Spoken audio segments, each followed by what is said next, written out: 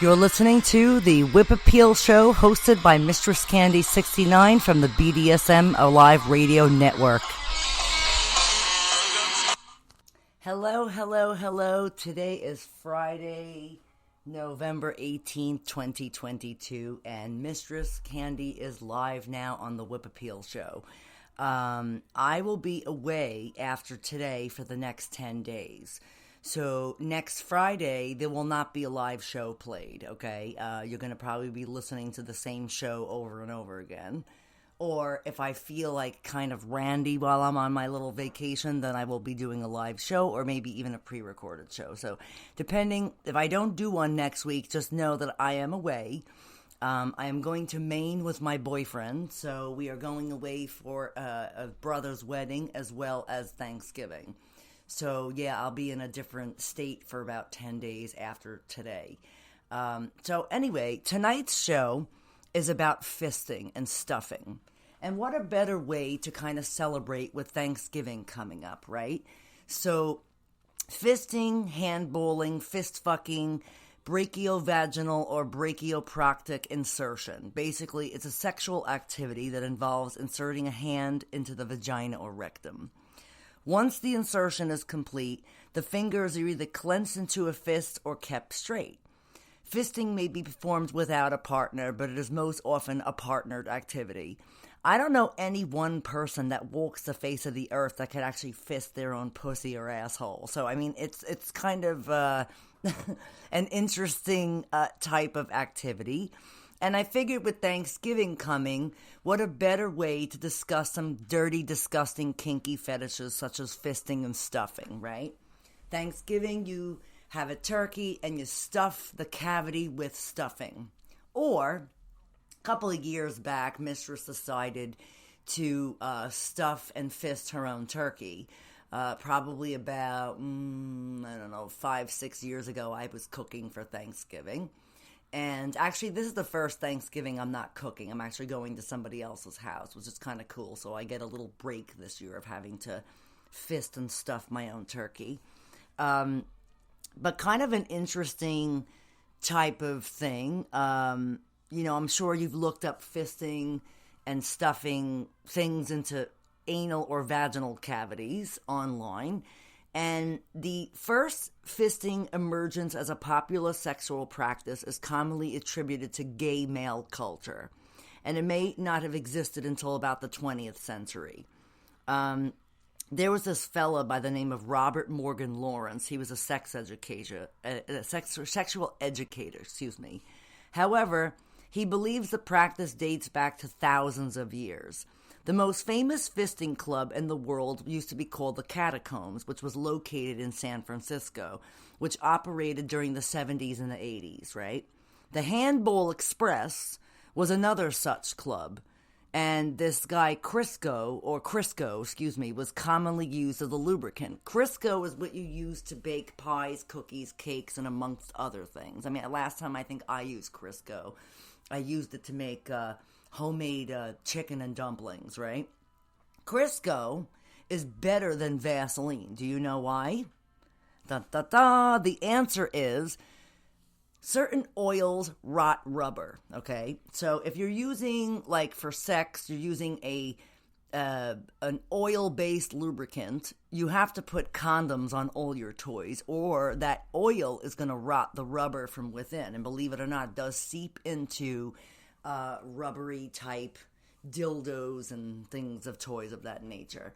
So I highly recommend when doing any sort of anal play or vaginal play, you're going to steer clear of Vaseline and any kind of oil-based lubricants, right? So unless you're using like a natural oil-based lubricant like Spunk Lube, one of our sponsors for the show, actually has a natural brand of lubricant, which is made with coconut, avocado, and olive oil. Okay, so it's completely edible. I don't recommend putting something in your ass with this and then putting in your mouth, because that's kind of gross. That's like a ass to mouth type play, and we're not really discussing that today. But Crisco was commonly used as a lubricant before more specialized personal lubricants became available. Why? Because it melts with heat. It's completely natural. It's made with, I think, animal fats to some degree. Crisco was the lubricant for gays, especially when they were doing fisting or any type of deep anal play, okay? It's kind of funny. People in the past would talk about, how gay people use Vaseline. Vaseline is not really good because it's made with petroleum, which can actually make you very sick. And for some reason, it doesn't wash away as nicely as Crisco would, okay? So in the 1980s, it was assumed that unprotected fisting, which often produces small injuries to the anus, permitting microorganisms to access to the blood, was an easy transmissible route for people to contract HIV, okay? This combined with sexual squeamishness towards public fisting culture in gay establishments of San Francisco. So this guy, Randy Schultz, right, he successfully campaigned for the closure of venues such as gay bathhouses and sex clubs that openly permitted fisting and any type of anal activity. Fisting gradually returned as a sexual practice over the next 30 years. And kind of interesting, most people in BDSM, whether it's a male dom with a female partner or a male gay dom with a gay male bottom, obviously it's part of this leather culture. And what the leather culture is old school BDSM gay leather, okay? Leather pride. So fisting actually stems back to the whole gay leather era of BDSM, believe it or not, because they were the first ones to actually do this. Then somehow it kind of made its way into mainstream where you have guys doing it with women, women fisting women, women fisting men, women fucking men in the asses with strap-ons, and so forth. So you can kind of see how this all snowballed, basically, and I'm going to use the term snowball pretty lightly here. Snowballing is another practice, which we all know what that is. Hopefully people that are listening do know what snowballing is. Snowballing is when you suck someone's dick and you have their cum in your mouth, and then you basically take the cum from your mouth and you spit it into the mouth of your reciprocal partner. So that's kind of snowballing, or like that kind of term. Or cum swapping is another phrase that people may have referred to it as. Cum swapping, cum snowballing, gay leather, fisting. There's also a thing called figging, which is kind of interesting, where they take a piece of ginger root and they put it in the asshole of either a male or female partner. Now, where figging actually came from was in other centuries, where people at horse auctions, they'd get a horse that was kind of like lethargic looking, and in order to sell the horse at the auction, they take a piece of ginger root and they place it in the asshole of a horse. Because basically, everyone who listens to the show who's maybe eaten sushi, ginger burns, okay? So if you have a subject who is kind of unlively, you would take a piece of ginger root and stick it in either their pussy or their asshole, and it would make them become very lively, basically. And I say this with laughter because it's quite hilarious if you think about it. So figging actually became illegal in the horse trade business because of the fact that it was used to make a horse look more peppy, so somebody would buy it, and then it became illegal practicing in the horse trade. So, but think about it, most people in BDSM, especially when they're doing all sorts of pony play or equine play, they will then place a piece of ginger root in the asshole or pussy of a submissive to make them all peppy and gallopy, so they would run around and, that sort of stuff.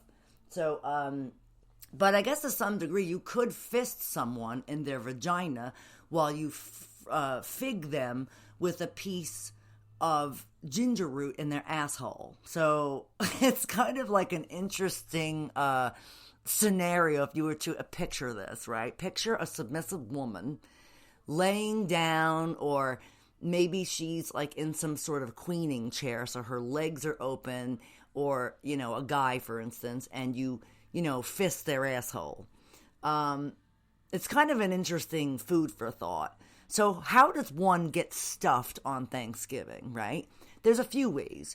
Figging, fisting, anal play, strap-on play, any sort of nature of like stuffing things in one's cavity. Now, years and years ago, they used to have this website called, oh crap, what the hell was the name of it? It was pretty like I forget what it was called, but it was like, you go on this website and they had all these disgusting things that you wouldn't see anywhere else. Then I find out some years later the website was banned. I forget what it was called, but for those who are listening, they probably know the website. So if anybody's listening to the show tonight and they would like to tell me what the name of this is, then you can call in, because I forget what it was called. Oh God, I'm having like a brain dysfunction today. But anyway, it's kind of basically like what's grosser than gross type of stuff. And you would find like anything from train wrecks to people, in the hospital with baby food jars, pens, matchbox cars, you name it, up their rectum, okay? And how many times have you seen these shows on TV where they have these unexplained sexual emergencies in the emergency room? There used to be a show about this. I forget what that's called too. But I used to watch it and kind of laugh and go, wow, who the fuck would be stupid enough to stick something like that up their ass and not be able to get it out? And then have to go to the emergency room explaining to the emergency team why you did in fact have a baby food jar and 3 matchbox cars shoved up your ass. Kind of interesting, right? Excuse me. Mistress was very sick last week. The week before, I had contracted the flu. I work in a very busy dental office, and of course with COVID and the flu floating around, Mistress got very, very ill and missed a whole week of work last week. That's why I did not do the show last week. I was recovering. I had a fever for 5 days and a terrible cough that triggered me to use my nebulizer because Mistress does have asthma, and it became awful. So right now, I'm officially not sick any longer, but I still have this cough every so often. So it's kind of like, what do you do in this situation, you know? But anyway, so back to the whole fisting thing. In the 80s, it was assumed that unprotected fisting, which often produces small injuries to the anus, right? Meaning like anal fissures, anal tears. I've even heard of some people fisting so much to where they get like an anal prolapse. And that's kind of bad. You want to avoid anything that can cause you to have an anal prolapse. So the old saying here goes, you know, like when people are starving and they eat a lot of food and they say their eyeballs are bigger than their stomach.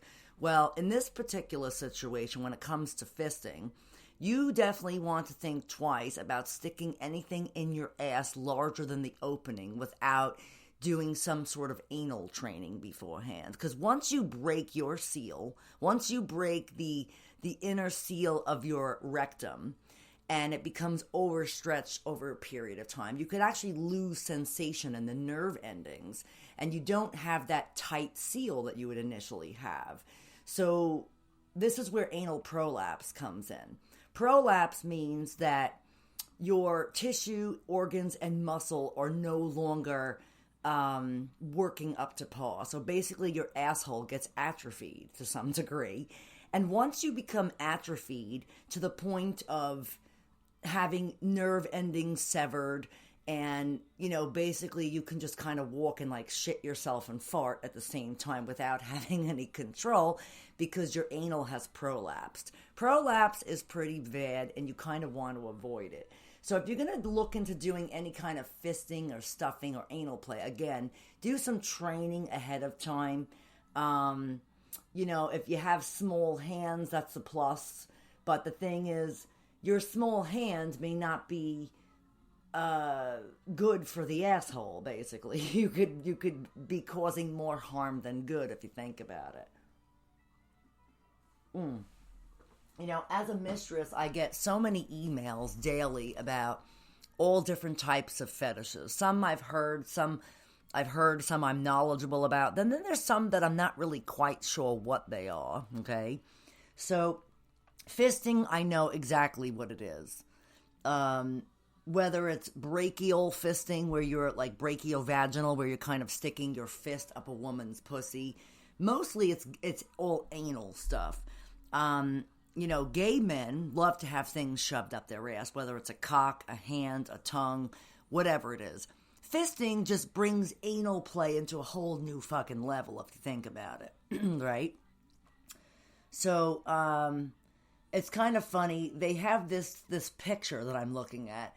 The beak-like silent duck used in the initial stages of fisting. So basically, you're going to put your hand together, like to the side, and you're going to turn your hand so it's like horizontal. And you're going to take your hand and rest your index finger, middle finger, ring finger, and pinky finger against your thumb. So it's basically, they call it the silent duck, and it's going to be used as the insertion of when you're first doing some fisting techniques. Now, it's recommended to keep the fingers as close as you can together to kind of simulate the size of a cock. Now, once you get your hands in the asshole or the anus, you're going to leave it like that. Now, listen, I've tried to do fisting with prior submissives, and I always found no matter how much one can put a cock in their ass, whether it's the guy that I used to play around who was bisexual, was really gay, no matter how many times you put a hand in someone's ass, you could actually feel the anal muscles contracting and kind of suffocating my fingers. So I could only really keep my hand in the asshole for probably about 5 minutes before I had to pull it out because it was like strangling my fingers. Now, one who was on its way to a prolapse, you wouldn't feel that resistance because their anal sphincter muscles are completely either ripped by a fissure, they've prolapsed, or they're just fucking really loose. So, I mean, it's kind of in the vicinity of, you'd have to know if your subject was, in fact, fisted before, or stuffed something in their ass way larger than anything in particular. Like, for instance, I knew a bunch of these gay subs, like, from years yonder, that were playing around with these really large strap-on dildos, and I would look at these I was like, holy shit, how the fuck does this guy fit this in his ass? Like, it was mind-boggling. So, we're at this dungeon in Kingston, and this other mistress who I know, well, I'm not going to say her name, but we'll just call her LC, how's that?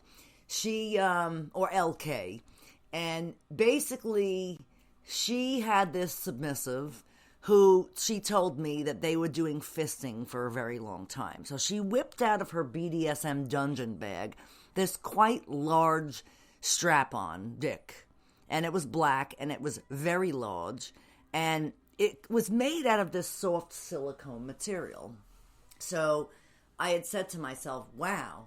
You know, I like went and touched it to see how like soft and pliable it was. Because, you know, Bad Dragon, they are like one of the sponsors for Exotica. And they actually have these, they make you a custom toy that's made out of different degrees and hardnesses of silicone.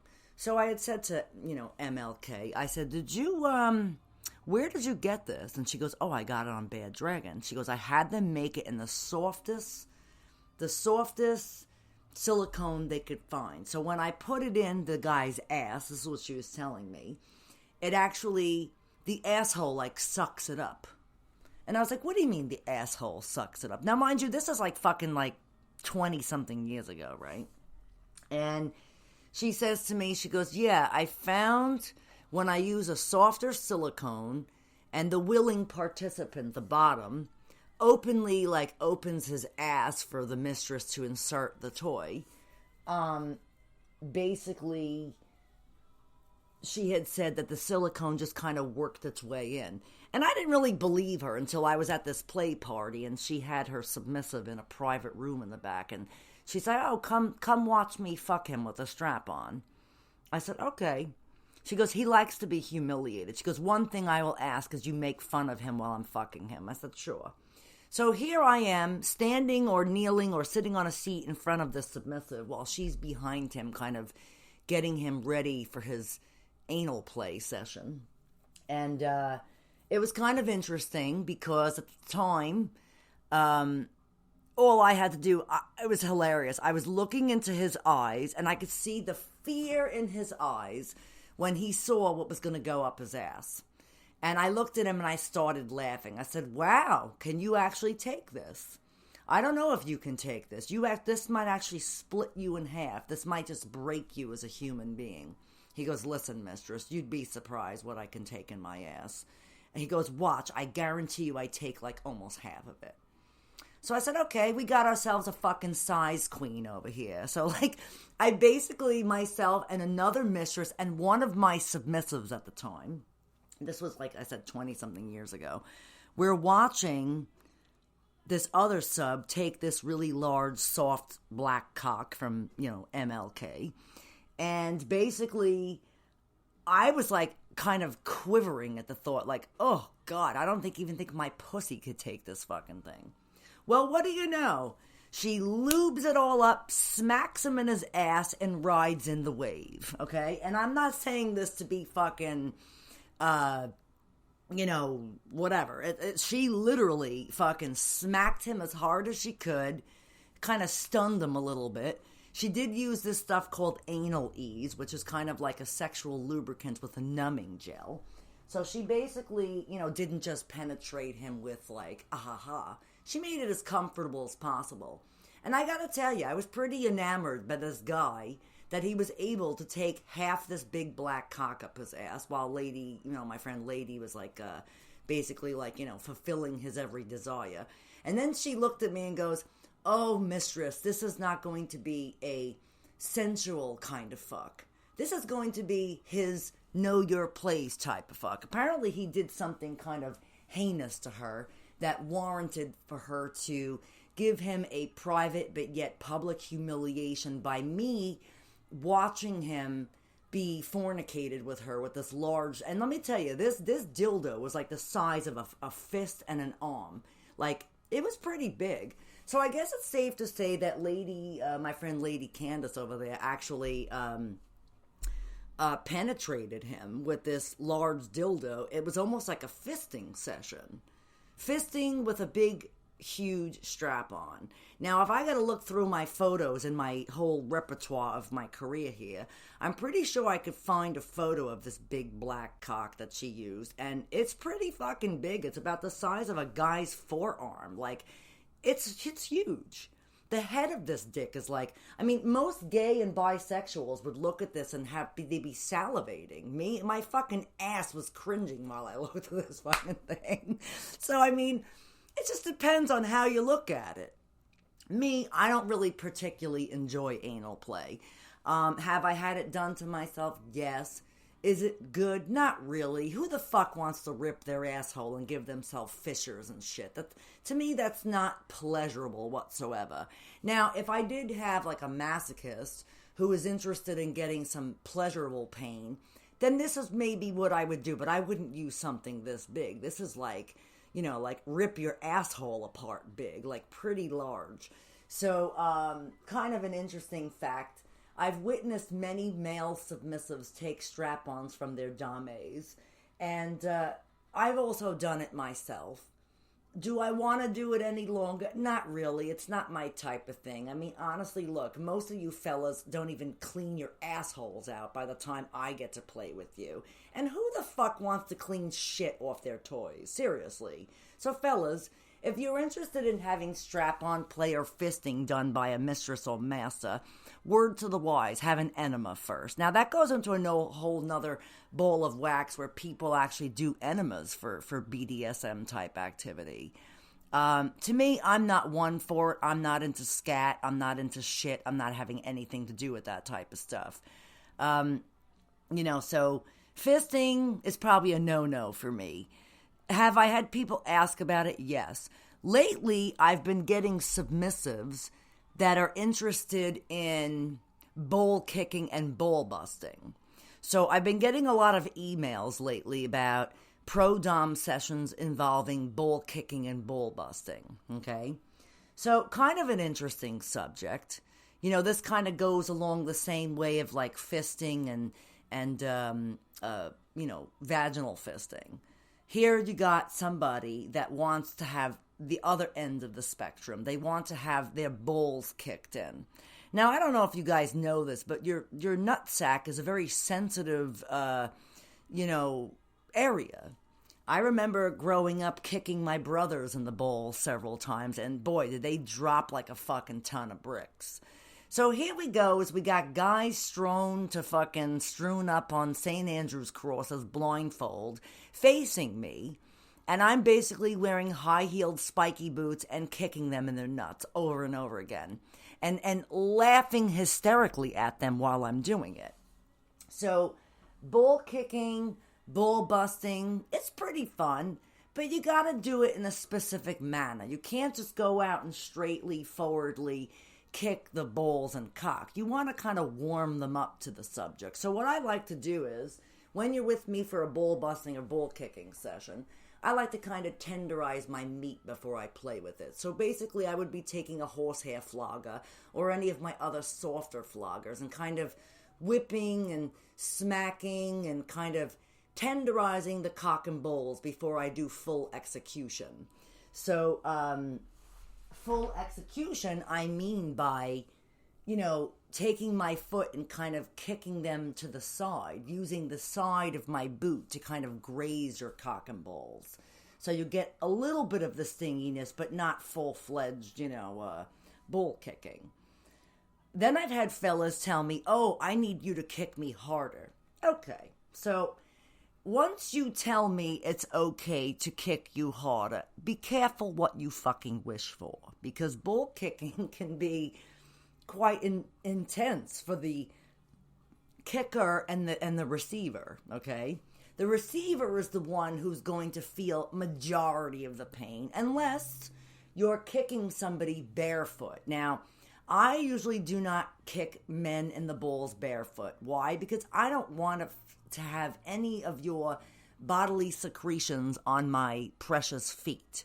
So what I would intensifyly do is wear like slipper socks or wear pantyhose or even just, barefoot. But then you'd be like, I'd have to kick you in a certain way so I don't get any of your fucking pre-cum on my feet. Because it's not about me. Well, it is about me to some degree, but you are the end of this receiving end of this masochistic pain. And what do you got is a perfect sadist in front of you, like myself, who loves dishing out corporal punishment, okay? Be careful on what you wish for. Corporal punishment can be extremely heavy duty, depending on the level of the masochist, right? So normally when I go to play with somebody for S&M type of activities, which is sadism and masochism, I usually ask them, what is your pain tolerance level on a scale of 1 to 10? Most of them will tell me a 10. Some of them will tell me they're not even on the scale of pain. That to me gives me a great deal of pleasure of knowing that I could annihilate them and they would enjoy it, right? So annihilation versus non-annihilation. Again, you have to be a very good dominatrix to read somebody's fucking body language. So, being that I have 33 years experience, when I actually did this bull kicking session about 9 years ago now, this fella, I kicked him so fucking hard in his cock and balls that he actually, believe it or not, was on the St. Andrew's Cross kind of with his arms up, but his legs were not. I didn't bound his legs or, kind of restrict his legs.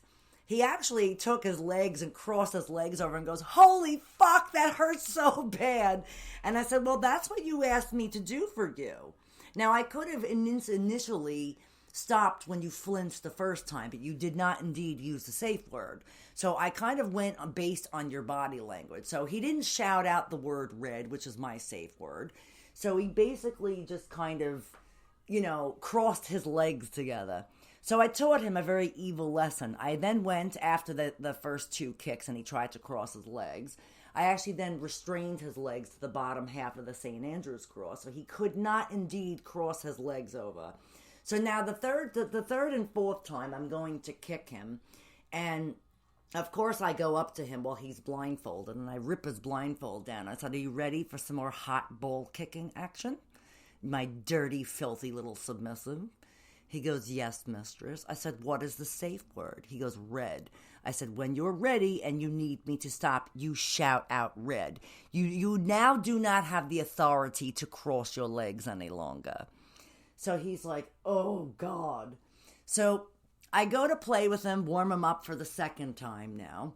Of course, I let him have a little rest period because let me tell you, I've been known to kick balls so fucking hard to where guys bleed, or I kick their testicle up into their stomach. So, I mean, but again, these are people who want this type of behavior or action. I'm not going around kicking every submissive in the cock and balls because not everybody is a pain slut, okay? Or into corporal punishment for that degree. Corporal punishment, like I said, it's a whole ball of wax on its own. There's heavy-duty caning, whipping, flogging, anything that causes pain, like a severe amount of pain, whether it's bastonado, where your feet are kind of strewn up and you're torturing the feet, the soles. You can even do a little bit of tickle torture in the mix, kind of make somebody laugh when you've kind of annihilated them. All different types of fetishes and plays for that matter. But, it's to each his own. Not every dominant does corporal punishment. Not every dominant does fisting. Not every dominant does cock and ball torture. Not every dominant does things that are hurtful or painful towards people. So, each dom to each his own. But you must do one thing. You must make sure that your play is safe, sane, and consensual, which is SSC. You also must comply with RAC, which is risk-aware consensual kink. So basically, when someone comes to see me for a pro-dom session, I'm making sure they're understanding what we're going to be doing. And there's risks involved. Like, if we do a heavy-duty ball-kicking session, your cock and balls could be black and blued for I can't even tell you how long. That could cause some problems down the road. That's causing the risks. These are the risks you're going to take when you consent to this type of activity. So, again, to each his own. So, okay, now we got the risks that come with fisting, okay? Fisting can cause laceration, perforation, vagina, perineum, rectum, or colon risks, which can result in serious injuries, I can't talk today, injuries, and including even death to some degree, okay? In addition, sexual activities that cause air to enter the vagina can lead to a fatal air embolism. People don't know this, okay? So if you have a pregnant submissive, per se, who wants to do fisting, I would not recommend it, number one, because you can get the air that goes up there that can actually cause you to have an embolism, which means you could die from this. And the risk is probably even higher during pregnancy. You can also kill the fetus. You can kill the mother. So if you're pregnant and you are wanting to seek out fisting, it is highly unrecommended. I do not recommend it at all. Matter of fact, when you're pregnant, you should abstain from any type of BDSM activities because of the fact that it can cause fatal harm to yourself and your unborn fetus, okay? Now, the pregnant dame, that's a different story. Again, use caution, okay? Anal fisting carries risks of colorectal perforation. Participants are advised to use latex gloves and lubricant and designate a safe word, like I was talking about before, the utterance of which will call an immediate halt to the activity. The practice, along with the insertion of hard objects into the anus, has been significantly related to the traumatization of the rectal mucosa and increasing the likelihood of infection, and you can also get hepatitis B, okay? So, again, any type of anal fissure, rip, tear, perforation leaves you open to hepatitis and contracting HIV, okay? So you might want to think twice about engaging in this type of activity beforehand. So, I mean, I'm not trying to scare anybody, but I'm trying to educate people that realizing that, when your eyeballs are bigger than your stomach, it's not a good idea to start something that you've never experienced. Now, if you want to try some fisting in the beginning, you might want to do with a sexual toy, like a dildo or a, something of that nature.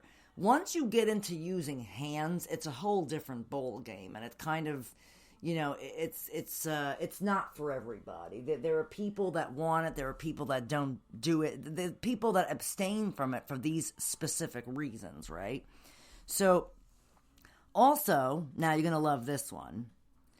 In the United Kingdom and the United States, fisting...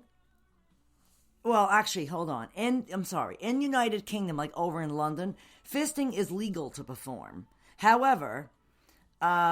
in the United States, it is considered illegal. It is considered sodomy. Whether you agree to it or not, it is still considered sodomy. And sodomy is, in fact, illegal in all 50 states, including New York. So if you're a dame and you're going to be doing fisting or any type of anal play with a submissive for a pro-dom session and you're taking money for that session, it's considered prostitution because sodomy is illegal. Any act of penetration is illegal. So let's say if you're a young dame and you have a strap on and you want to fuck the submissive and you take money during it for a session, it's considered you're a prostitute. Basically, you're exchanging money for some sort of sexual act. Now, even if you were to take your bisexual submissive to the glory hole and pimp him out for your own good, which is like pandering, you and the submissive could be arrested for it because it's illegal. So be careful and play and good graces, but play to the point where you know what your limits and statutations are. Because as a pro dom, you can definitely be arrested for looking at sex acts. Most people think dominatrix, as all doms, do sexual acts. Not really. There are young dames who will, in fact, wear strap-ons and fuck subs during sessions. There are young dames who will give subs hand jobs and jerk them off in sessions. To me, I don't do that. You know why? It's illegal. If I have a sub come to me for a pro-dom session and he wants to jerk off during the session, he's welcome to. He's going to jerk himself off and he's going to clean up his fucking mess. I do not touch you at all like that. The only things I do to you is I whip you, I cane you, I flog you. I tie you up. I use the violet wand on non-sexual body parts, okay? I mean, yeah, I've shocked cock and balls, but I've not done any penetration, whether it's anally or down your urethral hole, because that's illegal. But, there are different aspects of things that I like to do. I like to verbally humiliate somebody when they're kneeling in front of me. Degradation, I'll degrade them verbally. Verbal degradation. There is no thing of, me penetrating them. I do not fuck submissive with strap-ons because, again, it's illegal. Now, my owned and collared submissive, that's a different story. Paula, who I've owned for the past 15, almost 16 years, when him and I were first in a BDSM relationship, he had wanted to try strap-on play. So I did it with him because he consented to it. But honestly, it was kind of weird. He was elder at the time, probably like in his late 50s, early 60s, and I was like 30-something. And not even 30-something. I think I might have even been 20-something. It's kind of crazy. Him and I would play like that. Then it got to the point where he got extremely bad hemorrhoids.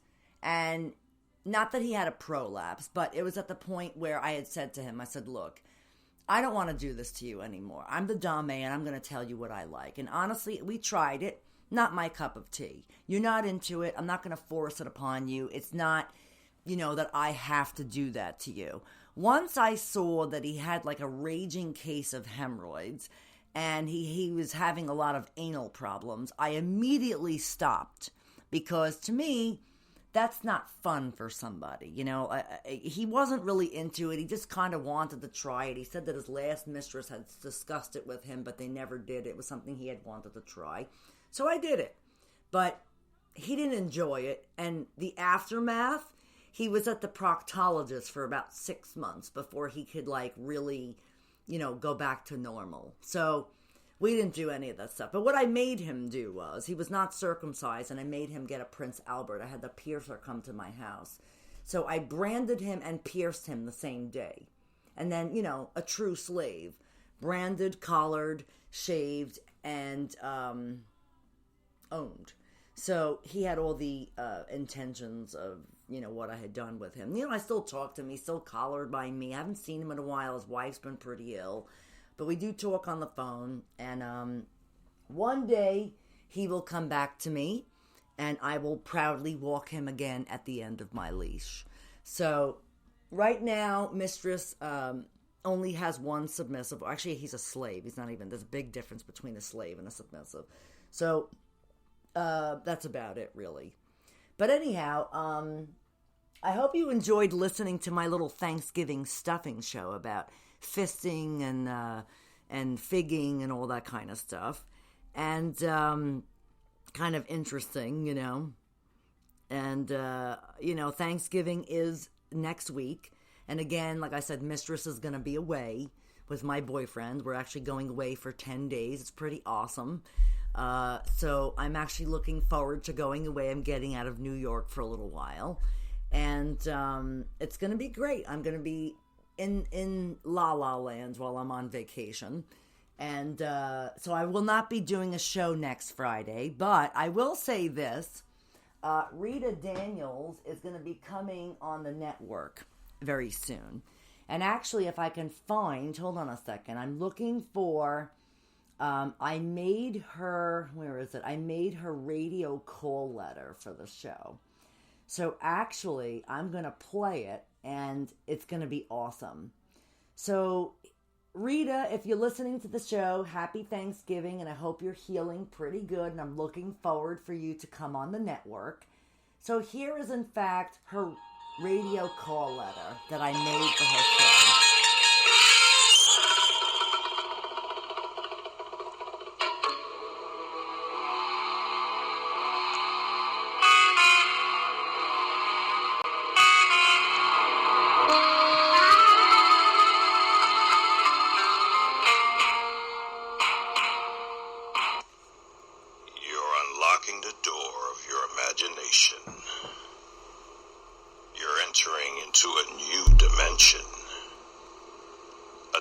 Of sound, of sight, of mind. You're moving into the land of both pussy and cock, of lube and vibrators. You've just crossed over into the cougar zone.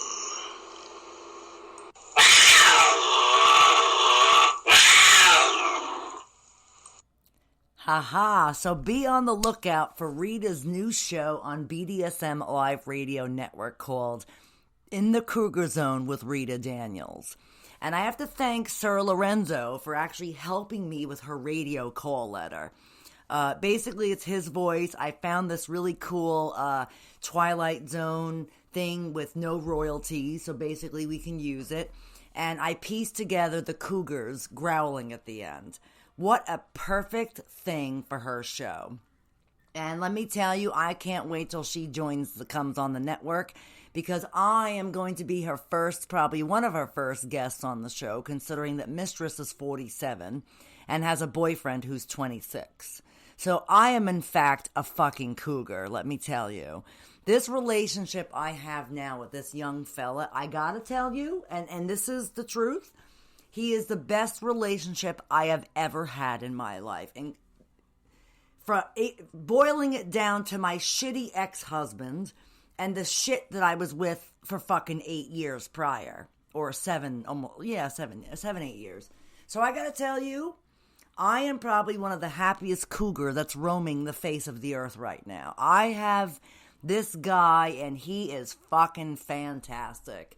He is utterly amazing, and I'm so glad that him and I are in this awesome relationship together. And you know what the beauty of it is?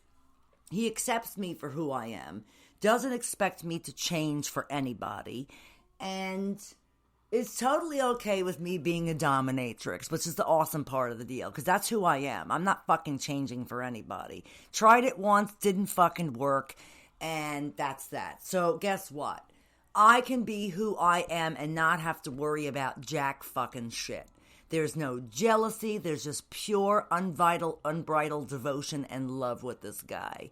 So I will be coming on her show when she first comes on. And she's going to interview me about being a cougar, which is kind of hot. So, Rita, thank you very much. And I'm so glad you're going to be on the network soon. And I want to thank Sir Lorenzo for helping me with a lot of stuff. Mistress Black Velvet should be on the show this weekend, hopefully. And hopefully she'll do her show while I'm away.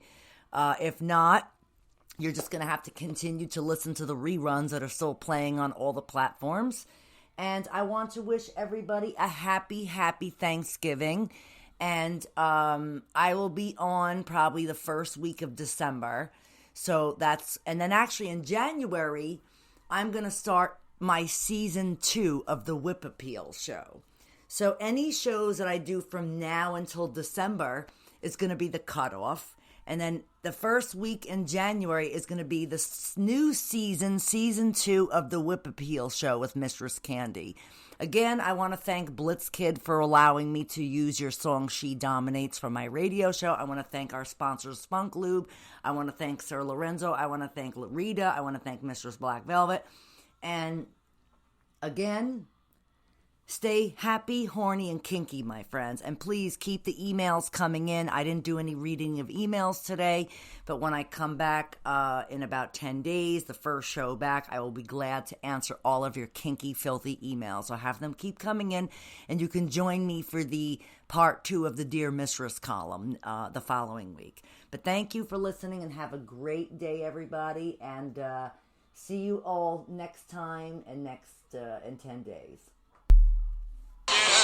Take control of this begun. You rule this moment, what may come. I like this thing I am whenever you are near. There is no resistance here.